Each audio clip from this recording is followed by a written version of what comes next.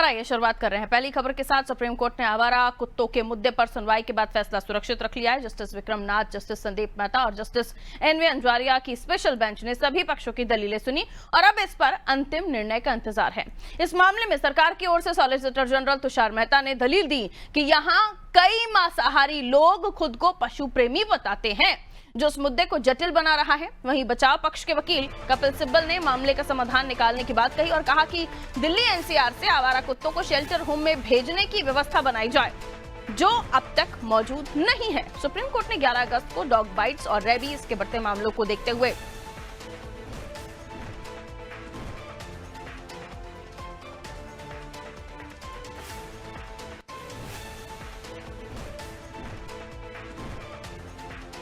तो आपको बता दें, सुप्रीम कोर्ट ने 11 अगस्त को डॉग बाइट्स और रेबीज के बढ़ते मामलों को देखते हुए दिल्ली एनसीआर के आवासीय क्षेत्रों से सभी आवारा कुत्तों को 8 हफ्ते यानी 8 वीक्स के अंदर हटाने कर शेल्टर होम में भेजने का आदेश दिया था।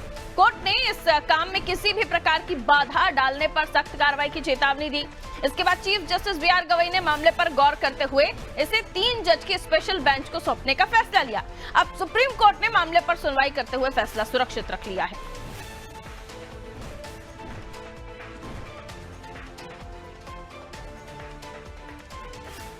तो देखिए, आवारा कुत्तों को लेकर सुप्रीम कोर्ट का निर्णय, जिसके बाद सोशल मीडिया पर आवारा कुत्तों के मुद्दे पर पक्ष और विपक्ष की बहस छिड़ी हुई है।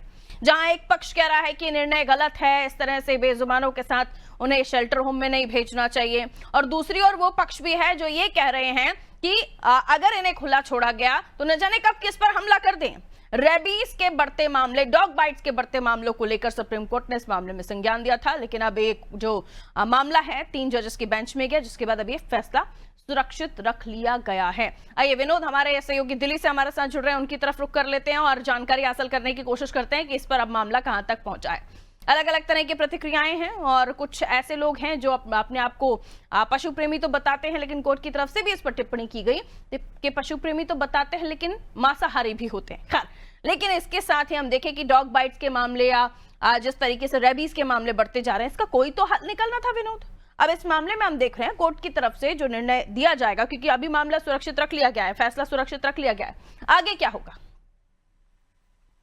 देखो, जिस तरह से देखा जाए 11 अगस्त को ये फैसला आता है और फैसला आते के साथ ही तो कहीं ना कहीं कुछ जो एनजीओ से जो अपना को डॉग लवर कहते थे, एनिमल लवर कहते थे, वो कहीं ना कहीं सामने आए और उन्होंने इसका विरोध किया। 11 अगस्त को दिन में फैसला होता है और शाम को ही इंडिया गेट पर इसका प्रोटेस्ट होता है, जहां पुलिस को बड़ी मुशक्कत करनी पड़ी। और उस दिन से आज तक देखा जाए तो लगातार दिल्ली में कई जगह प्रदर्शन हो रहे हैं कि कहीं ना कहीं ये जो पशु प्रेमियों कहते हैं कि इनके साथ अन्याय हो रहा है। देखो, एक बात तो इसमें दुराहे नहीं है, कहीं ना कहीं इसके कहीं ना कहीं जिम्मेवारी हमारी है। जो सिविक एजेंसियां हैं वो क्या करते हैं, आवारा डॉग की तो अगर आप कोई कंप्लेंट करते हो तो रेस्क्यू तो करती हैं, रेस्क्यू करती हैं, ले जाती हैं और उसके नसबंदी करने के बाद उसे फिर से उसी जगह छोड़ देती हैं। जबकि कानूनन एक सीधा सा प्रोसीजर ये है, किसी भी डॉग को आप रेस्क्यू करते हैं, उसके नसबंदी करते हैं, तो उसको 2 महीने शेल्टर होम में रखने के बाद जब आप उसे छोड़ते हो तो वो उस माहौल से लाके हो जाता है और वो बाइट नहीं करता। तो देखा जाए तो कुछ समय से डॉग बाइट के मामले बढ़े थे और ये एक चिंता का विषय भी था, मगर हम अपनी जिम्मेवारी थोड़ी थोड़ी निभाएं। पहले क्या होता था, हम लोग डॉगों को कुछ डाल देते थे। अब सफाई अभियान के नाम, स्वच्छ भारत अभियान के नाम पर हम लोगों ने क्या करा, कूड़े को पॉलिथीन में पैक करके डालना चालू करा। उसमें खाने पीने का सामान था वो पैक होने लग गया, ऐसे कूड़े डंपिंग में यार्ड में जाने लगा। पहले थोड़ा बहुत खाना जो कम कूड़े में डस्टबिन में डाल देते थे, ये लोग उससे खा लेते थे और उससे गुजारा हो जाता था। ये डॉग बाइट के केस इस टाइम पर बहुत कम थे, जो कि अब बढ़ते जा रहे हैं। अगर मैं बात करूं, इस तरह के मामले सिर्फ अर्बन शहर, देखा जाए दिल्ली जैसे शहर है या जो अर्बन एरिया है वहीं पर ज्यादातर है। गांव देहातों में आज भी इस तरह के मामले ना के बराबर हैं। और अकेले मैं सिर्फ कुत्तों की, डॉग की बात नहीं करूंगा, उसमें गाय हैं और भी बहुत से जानवर हैं, जो पशु हैं, जो सड़क पर खुले घूम रहे हैं, तो उन पर भी संज्ञान क्यों नहीं लिया जाता?